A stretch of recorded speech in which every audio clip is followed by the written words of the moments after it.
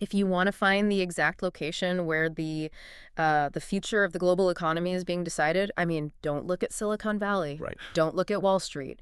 You actually need to look at a high-altitude freezing desert in the Andes Mountains. Yeah, it's wild to think about. Because right now, something like 60% of the new oil that's needed to power the 21st century is trapped beneath its surface. And, one country just quietly bought up the physical infrastructure required to move it. Yeah. So welcome to this custom-tailored deep dive. Today, we are unpacking a really fascinating short brief. It's titled The Lithium Corridor, Beijing's Strategic Monopoly. And looking at this strictly from a strategic and economic perspective, completely ignoring the politics for a moment, the source lays out just a fascinating chess match. We are basically tracking how a traditionally slow-moving extraction industry was completely overhauled by this single, very focused geopolitical strategy. It's really a masterclass in supply chain dominance. It really is. And if you have even like a passing interest in the electric vehicle revolution, or if you just want to understand how the foundational components of your everyday life actually make it to your driveway, understanding this single document is the ultimate shortcut. Absolutely. Okay, let's unpack this. Let's start with the physical reality of the geography because, I mean, you really can't understand the strategy without understanding the terrain first. Right. The physical space matters. Exactly. The document grounds us in a very specific place, which is the Lithium Triangle. Right. So if you're looking at a map of South America, you want to focus on this high-altitude zone that kind of straddles three Andean nations. That's Chile, Argentina, and Bolivia. Okay. And geologists have actually known about this area for decades. They gave it that name, the Lithium Triangle, because of the massive salt flats, the salars that just sit right between these mountain ranges. And what sits beneath those salt flats is honestly staggering. Yeah. According to the brief, roughly 60% of the world's known lithium reserves are located in this one specific triangular zone. So we're talking about more than half of the planet's known supply of this resource, just concentrated in this very remote, very rugged terrain. It is. It's a massive concentration of resource wealth. But what the source points out, which I think is so critical for understanding the current dynamic we're in, is the historical context of how that wealth was managed. Right. Because for decades, this region was, in the words of the text, geopolitically sleepy. Geopolitically sleepy. Which essentially means it wasn't a flashpoint. Exactly. Like there were no grand geopolitical standoffs happening on these salt flats. Right. None at all. The brief explains that for a really long time, Western mining companies were operating down in this region under very standard transaction-based licensing arrangements. Just normal business. Exactly. And the process itself is actually quite slow. I mean, most of the lithium here isn't mined with, pickaxes and heavy explosives. Oh, right. It's extracted from brine. Yes. You pump this salty, mineral-rich water from way deep underground up into these massive shallow pools on the surface. Yeah. And then you wait. Yeah, you just wait for the sun to do the work. It's crazy. It really is. You're relying purely on solar evaporation, and that can take anywhere from 12 to 18 months. Wow. Over a year. Right. The water eventually evaporates, and it leaves behind this concentrated mineral sludge. So the Western business model naturally reflected that slow physical reality. Makes sense. They would go in, sign a contract with the local government, pump the brine, let it evaporate over a year and a half, scrape up the raw lithium concentrate, and just sell it on the open market. Right. It was steady, it was predictable, and it was entirely uncontested. Yeah, the document actually uses the words slow, transactional, and largely uncontested. It's like you have a salt flat, I have the capital to build the evaporation pools, I pay you a royalty, I take the concentrate, transaction complete. Exactly. No one was treating these freezing deserts like they were the center of global power. Because, well, at the time they weren't. Lithium was a relatively niche industrial mineral back then. Right. It was used in, ceramics, certain types of glass, some pharmaceuticals, and small consumer electronics. Batteries for your phone, stuff like that. Yeah, exactly. It had utility, sure, but it wasn't the bedrock of the global manufacturing economy. But then, as the brief outlines, the catalyst arrived. The electric vehicle revolution. Yeah. Almost overnight, the entire economic perception of this mineral just shifted. Mm. Lithium went from being this obscure industrial ingredient to a strategic commodity of the absolute highest order. Oh, Because absolutely. every single electric car battery requires a massive amount of it. And the source drops this projection that I think really highlights the sheer scale of the shift. Global demand for lithium is projected to surge by more than 400% before the year 2040. 400%. And, when you factor in grid-scale energy Yeah, storage, what's that? like massive batteries needed to store solar or wind power for entire cities. Oh, right, of course. Yeah, when you factor that in, that timeline accelerates even more. 2040 is right around the corner in terms of global infrastructure planning. Definitely. So when you combine a 400% demand spike with an extraction process that takes 18 months just to evaporate water, you have the recipe for a massive systemic bottleneck. It's a total shock to the system. It really makes me think of like a quiet, local mom and pop hardware store. Oh, that's a good way to look at it. Right. Like for 50 years, they've just been selling a few specific types of screws to a handful of local carpenters. It's a nice, quiet business. Yeah. Then suddenly, every major technology company on the planet announces that this one specific screw is the only thing that can hold together the next generation of computing hardware, and they need billions of them immediately. Right. That mom and pop store is no longer just a hardware store. It is the single point of failure for an entire global industry. That captures the suddenness of the shift perfectly, actually. Mm. And that shock is exactly why the terminology surrounding the Lithium Triangle is changing so rapidly right now. The brief notes that strategic planners are starting to refer to this region by a much, much weightier title. They're calling it the New Persian Gulf. Yeah, that label definitely caught my attention, but I want to break down what it actually implies for you listening because, since Western companies were already down there operating these evaporation pools for decades, what does calling it the New Persian Gulf actually signify? Hey, It can't just be about having a lot of a valuable resource, can it? Well, if we connect this to the bigger picture, think about what the actual Persian Gulf represented in the 20th century. Okay. It wasn't just a geographical area where oil happened to be located. It represented absolute high-stakes geopolitical leverage. Ah, leverage. Exactly. Whoever had influence over the flow of oil out of the Persian Gulf essentially had their hands on the throttle of global industrialization. Because oil was the foundational fuel of the 20th century. Right. Controlling it meant you had a say in global transportation, manufacturing costs, military logistics, everything. Exactly. So when strategic planners look at the Andes and call it the New Persian Gulf, they are signaling a massive paradigm shift. It signifies that extracting lithium is no longer just a standard mining sector activity. It is about controlling the foundational fuel of the 21st century. The leverage associated with 60% of the world's lithium reserves is, honestly, world-altering. Okay, so having the raw material trapped in the salt flats is the prerequisite. It's step one. Yeah. But the source text is very clear that simply holding a mining license isn't what secures that Persian Gulf level of leverage. Right. The real power play lies in what happens after the water evaporates. Right. Pulling the concentrated brine out of the evaporation pool is really only the beginning of the journey. Right. Because raw lithium concentrate straight from the salt flats isn't going to power an electric vehicle. It has to be chemically refined. It has to be processed into this highly purified battery-grade material. And this is where the brief drops a statistic that fundamentally challenges how we usually think about resources. According to the text, China already controls roughly 70% of global lithium processing capacity. 70%. That is a dominant market position. I have to challenge this monopoly idea, though, or at least how it formed, because I'm looking at the math here and trying to understand the physical reality. Okay.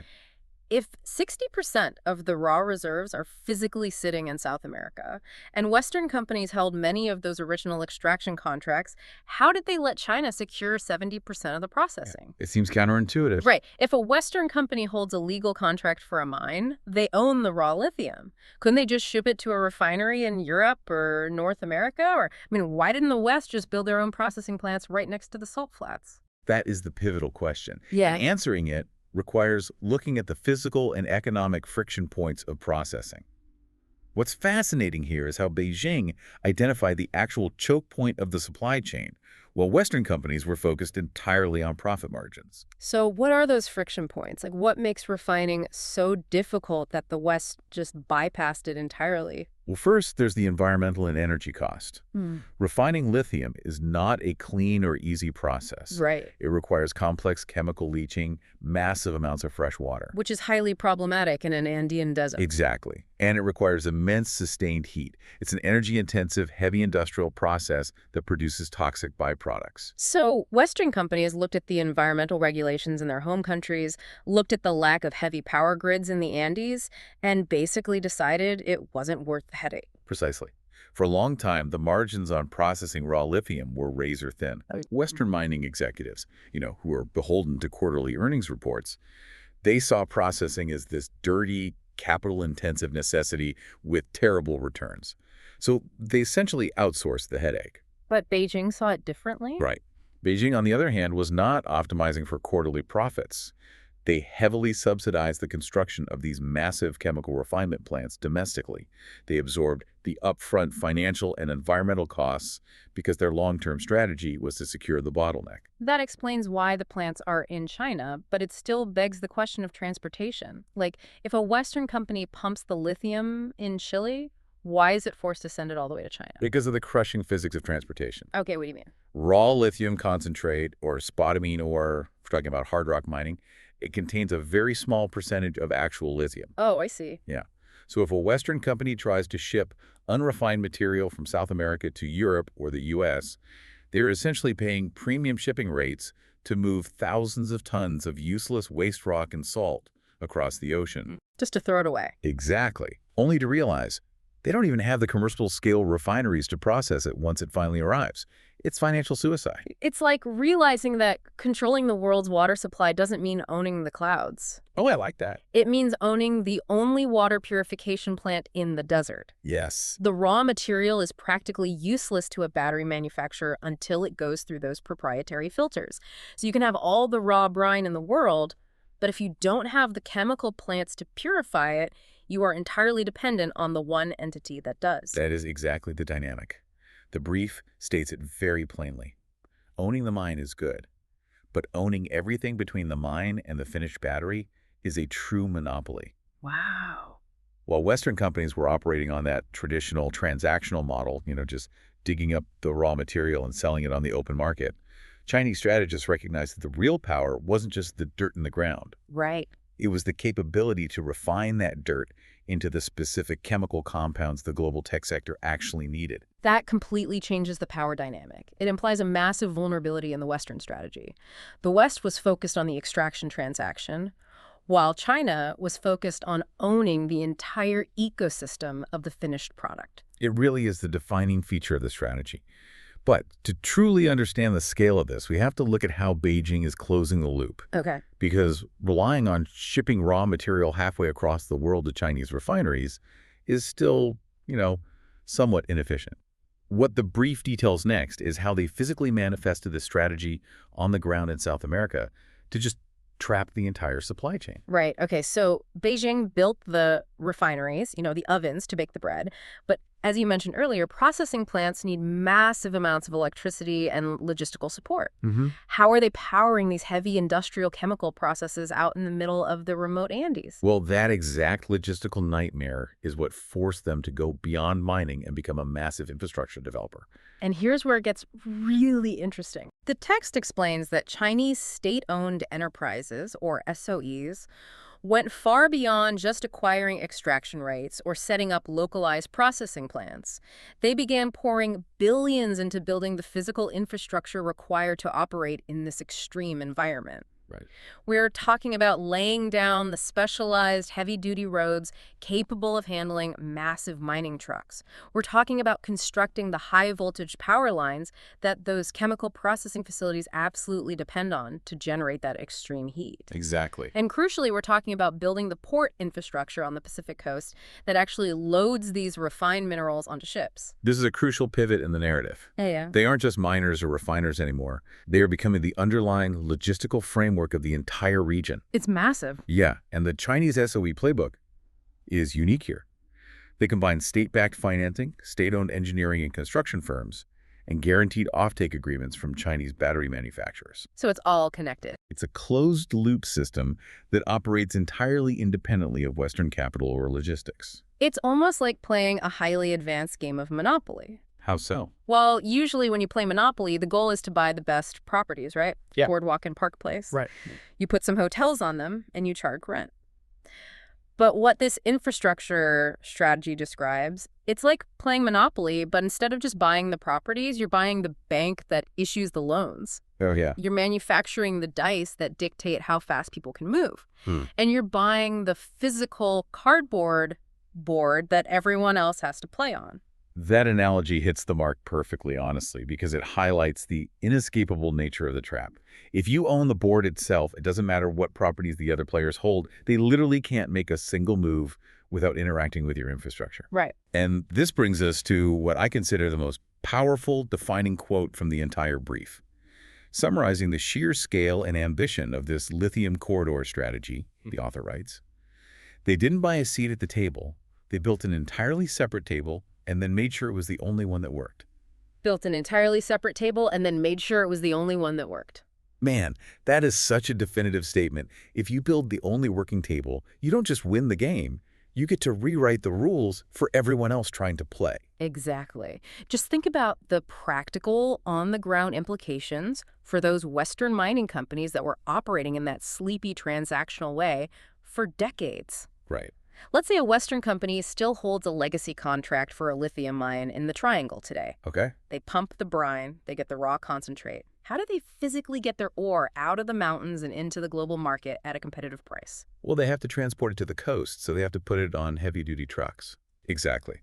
And whose specialized reinforced roads are those trucks driving on through the Andes? The roads financed and built by the Chinese state-owned enterprises. Right. And if that Western company realizes they need to start refining locally to save on shipping costs, where does the massive continuous electrical power come from to run their new chemical plants? The power grids and substations built by the same state-backed engineering firms. Exactly.